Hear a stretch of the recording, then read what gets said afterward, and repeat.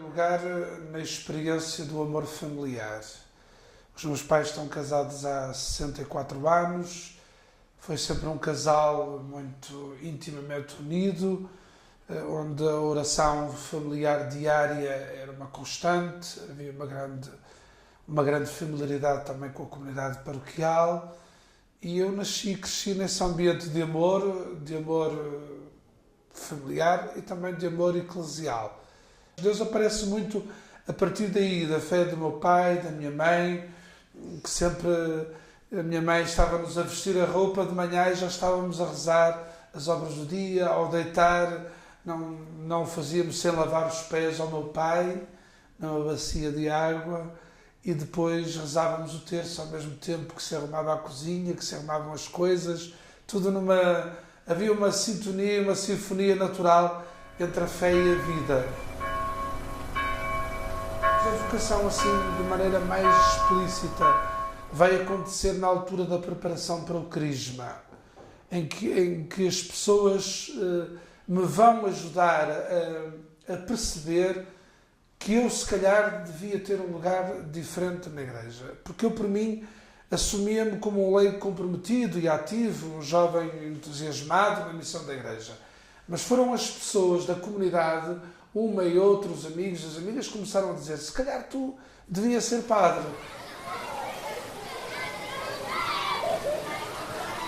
Nessa altura eu vivi 2 anos de contestação, isto é, eu entrei no seminário de Bom Pastor contra o sistema e fiz saber isso ao bispo de então, porque eu era contra o seminário menor, pelo menos até o 9º ano. Por princípio eu achava que devia haver um acompanhamento familiar, vocacional, mas eu era contra, porque aquilo estava transformado numa espécie de colégio mais acessível. E eu fiquei com outro colega num dos pavilhões de Bom Pastor, com 50 miúdos do 7º ano, e eu acompanhei as vivências deles e percebi que não era bom estarmos a arrancá-los ao ambiente familiar. Ficou essa experiência de gente ter que aprender as linguagens deles. Lembro-me na altura, por exemplo, eu não gosto nada de futebol, não é a minha paixão. Mas a gente tem que saber de futebol para falar com os miúdos, para ter um ponto de conversa. E eu comecei a ver o Domingo Desportivo ao domingo à noite para ter ponto de conversa na segunda-feira com os miúdos. Quer dizer, aquilo obrigou-me também a conhecer realidades e a despertar para dimensões que eu não tinha.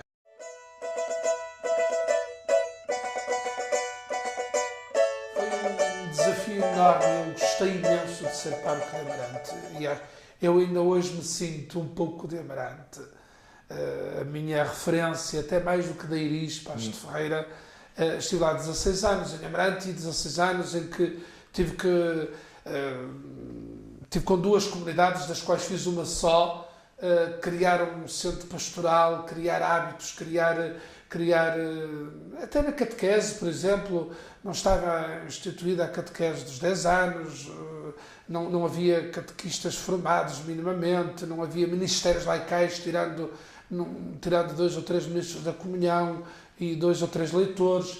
Era uma comunidade reduzida muito e com potencialidades pastorais enormes, porque Amarante é um polo de atração e de radiação no contexto daquela região. E, portanto, para mim foi um enorme desafio, mas foi uma paixão. Eu trabalhei lá desalmadamente, mas com alma, não é? E foi um projeto muito interessante que me marcou para a vida toda. Só em 2006, 2007 e 2007, 2008, nestes 2 anos, é que o Dom Armindo me convidou para assumir a direção do colégio, liderada pelo Padre Clemente. Depois destes 2 anos, eu fui porque eu gostava muito da educação e tinha feito sentir isso ao Bispo e também porque eu entendia situar o Colégio de Amarante no contexto pastoral da cidade e da região. E achava que, sendo eu o pároco da cidade, a paróquia, a dimensão paroquial podia potenciar a pastoralidade do colégio e o colégio podia enriquecer, em termos de recursos humanos, a vida da paróquia ou das paróquias na cidade.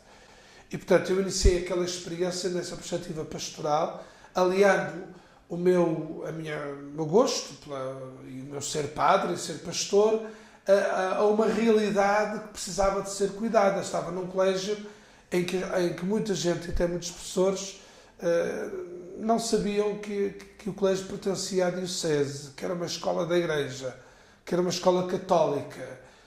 Alguns achavam que o dono do colégio era o diretor. Portanto, havia ali todo um trabalho de ajudar a descobrir o colégio como escola católica, não apenas como escola da Igreja, no sentido de pertença jurídica, mas escola de igreja, onde se pudesse fazer igreja, fazer comunidade, construir comunidade e comunidade eclesial. A escola católica tem como divisa a educação integral, não é? E dentro da educação integral está este aspecto da educação da sexualidade como educação para o amor, e eu acho que a escola católica pode fazer a diferença, porque não vai dar educação sexual numa perspectiva meramente funcional, biológica, mas dá educação sexual numa perspectiva global da educação para o amor e da pessoa e da realização da pessoa como ser relacional, ser de comunhão. Esta dimensão a escola católica pode e deve dá-la de maneira diferente. É que os materiais existentes aí à mão era tudo muito relativista, com soluções em que tudo é válido, em que não se discutem minimamente as opções de vida, e a sexualidade é reduzida, enfim, à dimensão prazerosa e pouco mais. Portanto, há todo um caminho aqui que precisa de ser evangelizado, e espero que na escola católica este lado seja desenvolvido de uma forma mais integrada e mais integral. A escola católica, a meu ver, deveria ter algumas eu no meu trabalho enumero algumas características que poderiam caracterizar, digamos assim, especificamente a escola católica, mas aquilo que me ficou até da minha investigação é, além do ambiente educativo e eclesial animado pelo espírito de liberdade e de caridade, que é fundamental, além de um projeto educativo centrado em Cristo e apostado na síntese fé, cultura, vida. Esse é que é o busilis da questão da escola católica. A escola católica é uma escola, não é uma paróquia, não é um seminário, não é uma casa religiosa. Portanto, a escola católica tem que ajudar os alunos a fazer a síntese entre a fé, a vida, a fé e a cultura. E esta síntese é que é dificílima de fazer, sobretudo quando nós temos um grupo de professores, um corpo docente, que não tem uma formação sequer básica ao nível de uma mundividência cristã. Portanto, o professor de matemática, de história, de português, seja de que disciplina for, se ele não tiver uma visão cristã do mundo, da história, da vida, se ele não tiver esta mundividência, ele não a transvasa na sua forma de ser professor, na sua forma de ensinar, no seu modo de ser e de estar. Portanto, o professor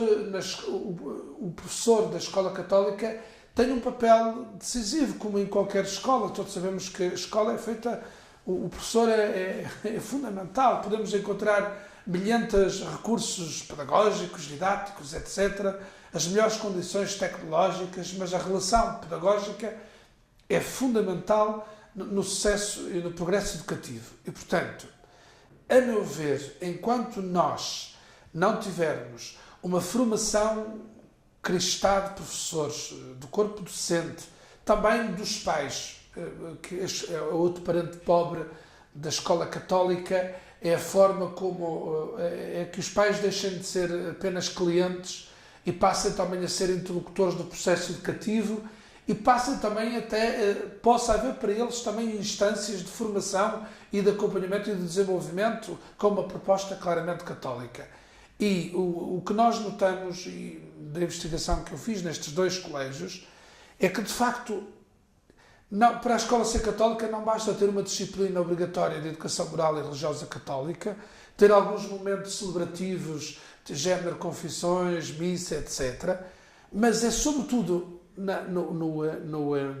eu diria, nas metodologias, nas pedagogias, na forma como, por exemplo, se procura acompanhar cada aluno segundo a sua capacidade, na atenção que a escola dá às potencialidades de cada um, na forma como a escola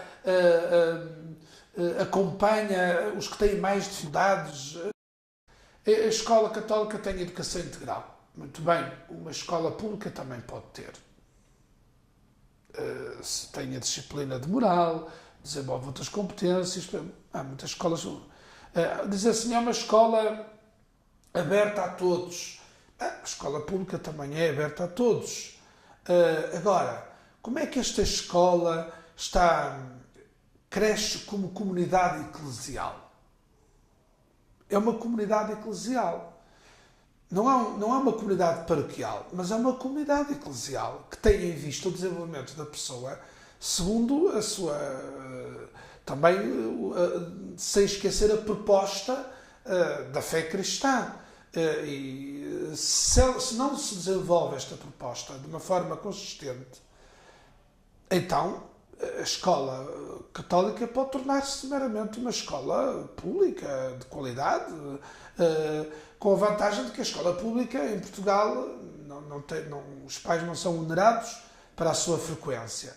Também o desenvolvimento pastoral da escola. A escola ter uma vertente pastoral que não se reduz a isso de missas e de terços e de celebrações. Pode tê-las, depende dos contextos, dos grupos, mas pode promover muito mais outras coisas, até em alguns colégios, por exemplo, com o internato, no colégio onde eu estive. Podiam-se construir grupos de catecúmenos, por exemplo. Se quiséssemos verdadeiramente uma escola católica, tem que potenciar esta síntese entre a fé, a vida, entre a fé e a cultura, entre a fé e a ciência. Eu, na abordagem que fiz este tema da liderança, percorri vários autores. Houve um que me chamou muito a atenção, um autor chamado Sérgio Giovanni, que usa o conceito de liderança pastoral, e mesmo aplicado ao mundo escolar. Eu achei muita graça ao termo, porque me deu a chave de leitura para aquilo que eu descobri. Porque inicialmente eu parti da ideia de liderança ser importante que um colégio católico tivesse um padre à frente ou não tivesse, mas depois fui evoluindo e percebendo que mais importante do que o estatuto clerical ou não, é que a pessoa que está à frente tenha competências também na área pastoral. E a liderança pastoral tem a ver mais com o estilo de liderança, em que o autor Sérgio Giovanni fala muito de uma liderança um pouco à maneira do Papa Francisco, em que o discernimento é feito na base da auscultação, em que o líder se mistura e não se fecha no seu gabinete, em que o líder umas vezes vai à frente, outras vezes vai a meio, outras vezes vai atrás, na preocupação de envolver a todos no processo e no progresso educativo. E fomos desenvolvendo esta ideia da liderança pastoral, não tanto que tenha de ser feita por um pastor, mas que tenha que ter um estilo pastoral. E é curioso que no trabalho de investigação, quando se pedia às pessoas imagens, metáforas, para designarem a função do diretor, seja ele o diretor pedagógico ou o diretor administrativo, quase todas iam para imagens bíblicas. O bom pastor, o tecelão, o jardineiro, a mãe. Nós temos escolas da Igreja, que são pertença da Igreja, que são propriedade da Igreja. Isso as pessoas assumem, mas de igreja. Os documentos da igreja dizem todos sobre a escola católica que a escola católica é um sujeito eclesial, é uma comunidade eclesial. Isto é uma comunidade onde se faz igreja, onde se constrói igreja, onde se constrói uma comunidade cujos vínculos são eclesiais também. Perceber como é que ali a proposta da fé, a dimensão evangelizadora, como é que ela é feita? Se é que é feita, se nós temos uma escola católica apenas para ensinar bem, com uma qualidade de ensino, ótimo, é bom que haja qualidade de ensino, mas, por exemplo, se depois temos uma universidade católica que não é capaz de formar economistas, que tenham uma visão inspirada na doutrina social da Igreja, é um excesso para nós, quer dizer. E, portanto, quando eu digo de Igreja, era também formar cristãos, porque é que ao fim de 12 anos, um jovem, um adolescente que está há 12 anos numa escola católica, entra no berçário e sai no 12º, porque é que não sai dali um cristão?